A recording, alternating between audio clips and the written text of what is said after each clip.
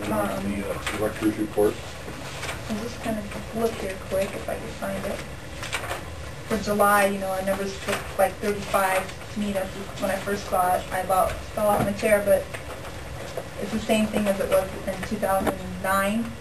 And the hourly rate is $3.15, and in 2009 it was $2.80. So, like I said, I think there was like 80 kids here in the building, just throughout the day. But it's just such a variety. It just really is amazing when you average that down to how many actual full-time kids that are here. So, we've been busy advertising our preschool. We had it on the KSAC, in the newspaper, and then there's posters around town. And we have had, like I was telling you, some families come in, and 3 of the families were for 3-year-old preschool, which was nice to have into the building. We had our playgrounds reviewed by our nurse consultant. There's like a grade scorecard on it, and we got an A+, so I was happy with that. So we learned from last year. We missed 2 points because I didn't have the rules posted outside on the playground. We had the rules posted on the inside doors, so that was last year's deduction. But overall safety of it is why I'm in here. It's nice to have an next person come around, check the fence. We check it, but it's just nice to have another eye in there. Check for wood conditions and equipment conditions, which is nice because we see it every day. So I was happy to have her come in and check it out. Last year when our fire marshal was in, she made a comment that she'd like to see some shelving installed in the basement, so they're in the center island. And we all know that, well, I guess it was in April, we kind of had a little sump pump that we had with some water, so I have talked to a volunteer, and he's going to help me get some shelving there done in the basement. We're just trying to figure out how to get it all done.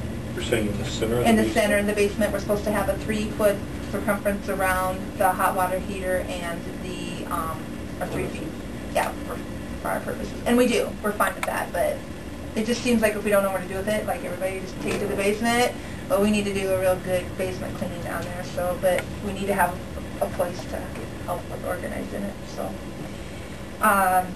Met with, I don't know if it's Dr. Kevin Feeney or if it's just Mr. Feeney or exactly, but met with him for about an hour last week, and I was really pleased with our conversation. Look forward to having him come and visit the center so that he knows what we look like. He's heard about us, so now, and he's talked to me now, so I'd like to encourage him to stop over whenever he gets a chance. I'm sure he's almost head under there with everything kicking off there. I finished up all the urine reports. Jane and I matched, and all that information has been turned into Marissa, and we're just waiting for one more report, and we should be all set for that. But that's nothing that's coming from us. It's coming from a different entity. We have re-boosted up or re-signed up for the parent timeout that's offered through Sac County. Our local Prevent Child Abuse applies for this grant, and what it is assist anybody. There's no money income. It's what the family needs. If there's emergency in the family, or if the mom just needs a break, they're like 2-hour increments, or it depends on the situation. We're at least able to offer it here at Kids for those families in Sac County. We got our hall carpet cleaned, and we did that while I was gone. The baby contest, there was 25 entries, so we got our name out in front of 25 new babies down there at Kids Road, and we had to help with the 3 volunteers with judging and 4 staff that helped. A lot of little shuffling going around at all the 25 of those kids. Head Start, I got the lease back. It's full to sign, and it's in the file here in my office. They'll be starting. Teachers will be back the 20th. I said the 23rd, but they're not actually going to be here until the 25th, and the school starts for them on the September 1st. This year we're going to do something. The past years I've toyed with it, but it's definitely we're telling our parents up front. When a 3-year-old starts a 3-year-old program and their birthday comes around in October or November or December, then we've usually moved them over, or throughout the year moved them over into our 4-year-old room. Well, when the 4-year-olds, they're not going to, they're there. They're not going anywhere because they follow the school year, because that's just the way it is. Well, we've been finding this little problem where we're moving in our 3-year-olds into our 4-year-old room, and it's like putting a little guppy in with some sharks sometimes. And it's just, socially, I know you fishermen are here. It's just, especially for the children, it's so much more developmental to keep them with their peers, and so that they'll have a better developmental learning with them. So we'll need to find different food for the sharks. Yeah, they'll have each other to nibble.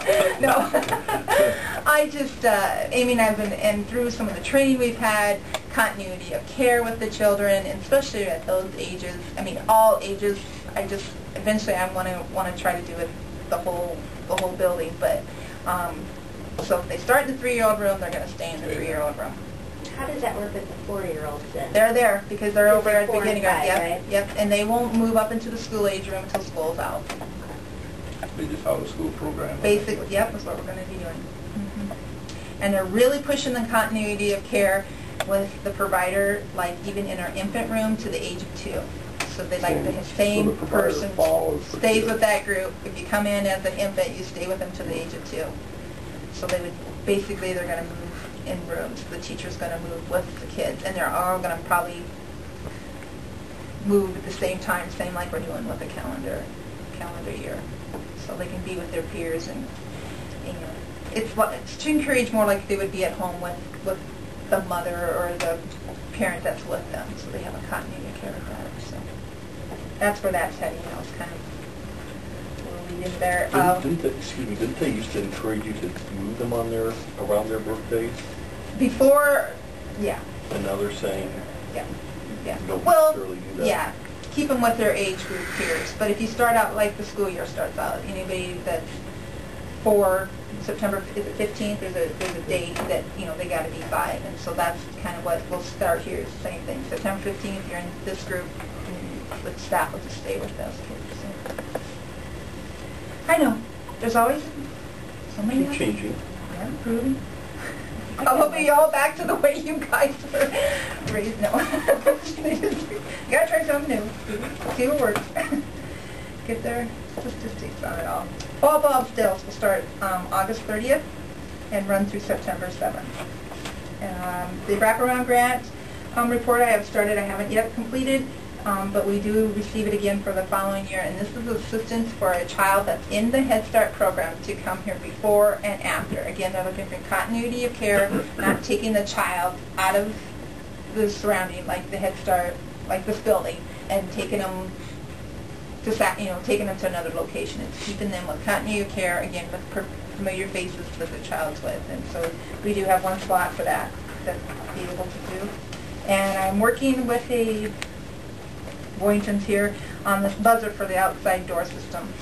The problem is what I have right now is just a remote, and it thinks if I do a wire system, it should work to have it buzz outside instead of, because everything I tried remote is not working.